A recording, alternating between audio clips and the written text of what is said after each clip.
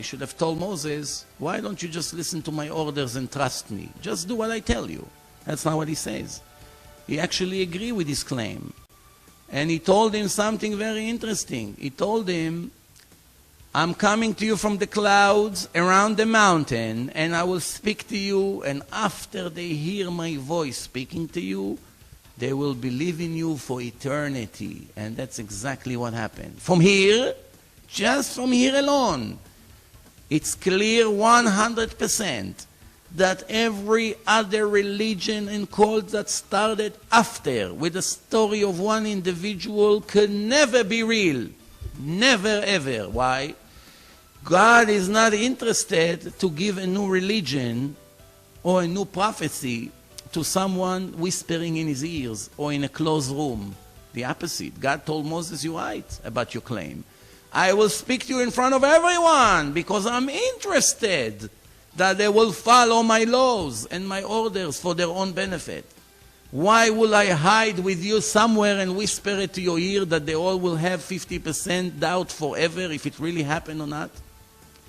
So we see that God's idea was to give his truth to the people publicly. Not like Mary came in a dream and nobody can ever prove it.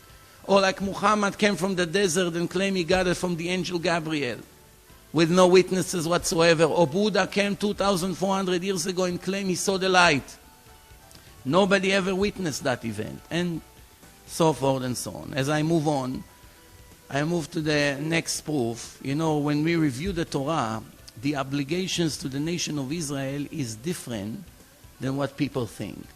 When you ask a person, do you believe in God? Some say yes, some say no, some say I'm not sure, some say 90%, some people say I have some doubts. There's all kinds of opinions. The Torah never obligated the Jews to believe in God. The opposite. In science, believing means not knowing. When a person says, I believe in something 70%, he actually said, I do not believe in that something 30%. If you say, I believe 99%, that means you still have 1% doubt. But the Torah did not say to believe in God. The Torah said to know that God exists. To know that He gave the Torah. To know that He's the boss of everything. To know that everything that happens in this creation needs His approval. Nothing can happen without His decision if it should happen or not. Nothing whatsoever. All these obligations appear in the Torah in the language you should know, not you should believe. I can give some examples. In Exodus 6, you should know I'm your God. And in Exodus 17, you should know I'm your God. And in Exodus 31, you should know it's a sign between me and you for generations. To know that I am your God, not to believe, to know. And Deuteronomy 4, it says, your eyes saw to know that God is the master. Deuteronomy 4, it says, you should know today and return it into your heart. That God is the only one, there was no other before Him, and there will never be another one after Him. So obviously we see the entire obligation is speaking about knowledge.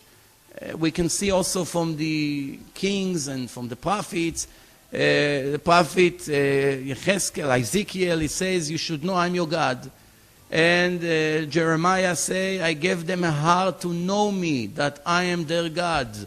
Joshua chapter 4, that all the nations should know the hand of God. Should know, not believe. And many other examples. There's only one time in the entire Bible that God is using the word belief. Very interesting. This is in Isaiah 43, verse 10. It says, you should know and believe me and understand that I am your God. There was no other God before me, and there will never be another. So what's the right order? First, you should know. 100% knowledge, not belief. And then believe that everything I promise eventually is going to happen. And then you will understand one day. Not necessarily immediately. It will take maybe time. But this is the right order. Knowledge, belief, and understanding. So Now we have a big question. If God ordered me and everyone here in this creation to know Him, to know He's the boss, to know He gave us the Torah and all this, I cannot prove His existence with my 5 senses.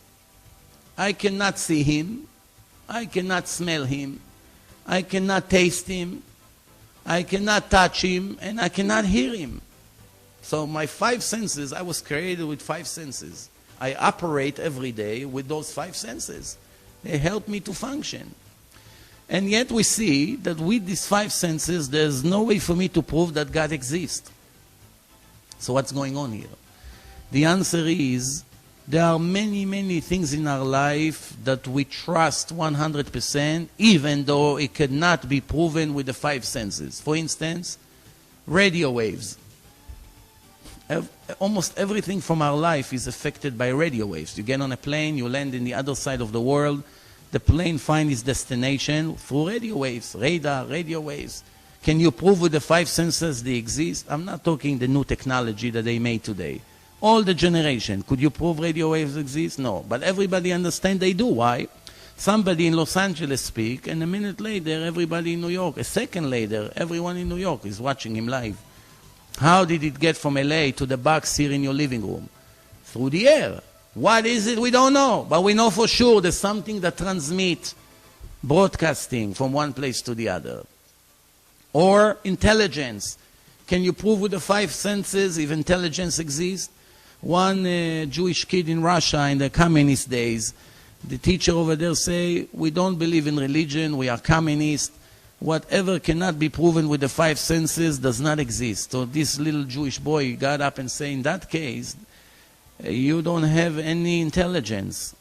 And she said, why are you having the nerve to talk to your teacher like this? And he said, I'm very sorry, I'm not trying to be rude. Based on what you just said, can we prove with the 5 senses where is your intelligence? Show it to me. If a person is dead and they open up his brain, will they be able to point right here, that's where he was collecting all his information and all his intelligence? Of course not. It's something spiritual. We cannot point in the body where is the intelligence. Does that mean it doesn't exist? Of course not. And many other examples. How do we, after all, know 100% that God exists and He gave us the Torah? So we go back to what we started. First, the brilliance of the creation leaves no doubt that it had to be a creator. The more sophisticated is the creator, is the creation, it indicates about the brilliance of the creator. Did you ever find something in life that was created by someone without a purpose? A table has a purpose, a laptop computer has a purpose, a camera has a purpose, a light has a purpose, everything has a purpose. We will never find one thing in life that doesn't have a purpose. Nobody ever made something for no purpose.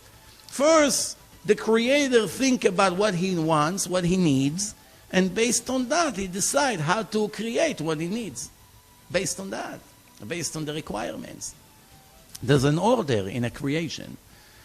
So, the most sophisticated things in nature is the human being.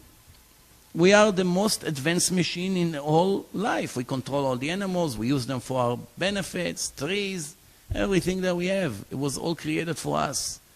Is it possible to think that God created us for no purpose, just put us here just to live like animals? In that case, why He didn't make us animals? What was the purpose of our creation? And the answer is, when we review the Torah, we get the answers to all these questions. So we know the creation is very sophisticated. It indicates about the brilliance of the Creator. We understand that we were created for a purpose, but we don't know yet what's the purpose. We don't know yet. We will know soon. Not as of yet. And we continue to review. We have ways of investigations that we can analyze things through our head. For instance, Judaism said that there are 3 different categories of thinking, of knowledge. One called Chokhmah, intelligence. One called Bina, which means wisdom. And one called Da'at. Da'at means the ability to translate what you learn and what you gain with knowledge and actually translated to actions, which means to control your desires and choose the right things that needs to be done, to eliminate, sometimes it needs to be eliminate your feelings, and to think rationally what needs to be done at this given moment. There are three different things. Intelligence is very easy. You hear the story and you understand. Go 10 blocks, make a right, 3 blocks, make a left, and so forth and so on. Wisdom is the ability. That means, Binah means the ability to get things out of the story that were not told to you clearly. Which means they say 2 times x equals 6. We know that x is 3. How do we know? We have a way to investigate. Nobody ever told us that. They say on the radio that somebody killed somebody and the police found mud on the rug. So we know it was a rainy day. Nobody said it on the news. We are able to find the missing details in a story. That's called Binah, the ability to know one thing from the other. That is the most important thing. Which means the Torah says, if you have it, if you reach that level, you are the most perfect human being on earth. If you don't have it, you have nothing. What do you mean? I have buildings, I have real estate, I have cars, I have jewelry. It counts nothing. Why you don't have da'at? Means the ability to control your desires and not being an animal, being a human being with a free choice and express it to the right direction. You don't have it, you have nothing, the Torah says. Torah says, but if you have it, you don't have maybe a house, you don't have a car, maybe you don't have money, you hardly have clothes to wear, but you have that, you are fulfilling your purpose in life, which further we're going to discuss this